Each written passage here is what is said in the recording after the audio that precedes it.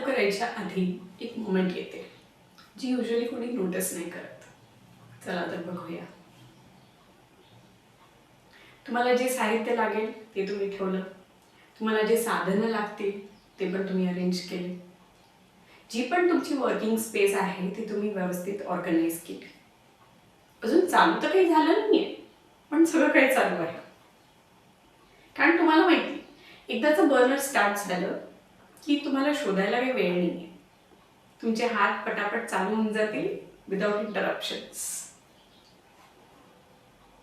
तर हीच मोमेंट आपण तुमच्या क्लिनिकमध्ये शिफ्ट करूया. अजून पेशंट आलेला नाहीये, तुमच्या हातात इन्स्ट्रुमेंट्स आलेले नाहीये, तुम्ही इंटरव्हीन नाही करत आहात, पण तुम्ही ऑब्झर्व करताय काय चालू आहे, काय घडत आलं आहे आणि काय अनफोल्ड होऊ शकणार आहे.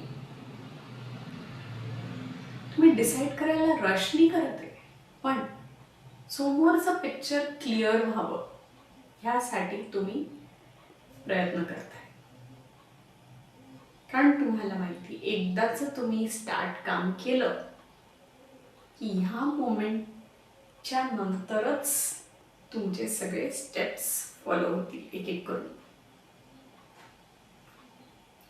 तर ह्या मोमेंटला जर तुम्ही स्किप केलं तर तुमचं हात वळवळायला चालू होऊन जातील, पण तुमचं मन जे आहे ते विचार करत राहील, रिकन्सिडर करेल, रिवर्क करेल.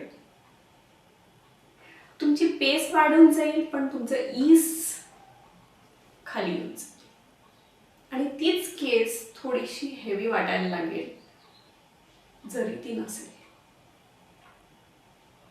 पण जर तुम्ही ह्या मोमेंटला रिस्पेक्ट केलं तर गोंधळ कमी होतील, करेक्शन्स कमी येतील आणि तुमची जी कंटिन्युटी आहे ती आरामात पुढे जाईल.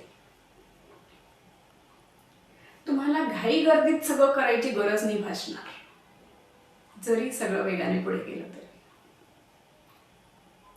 कारण कधी कधी जास्त करायची गरज नसते, फक्त तुम्ही चालू करायच्या आधी काय घडलं हे मॅटर करत असतं.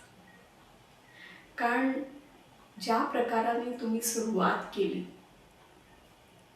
हे तुमच्या पुढच्या सर्व काही गोष्टी घडवून येते हळूहळू. थँक्यू.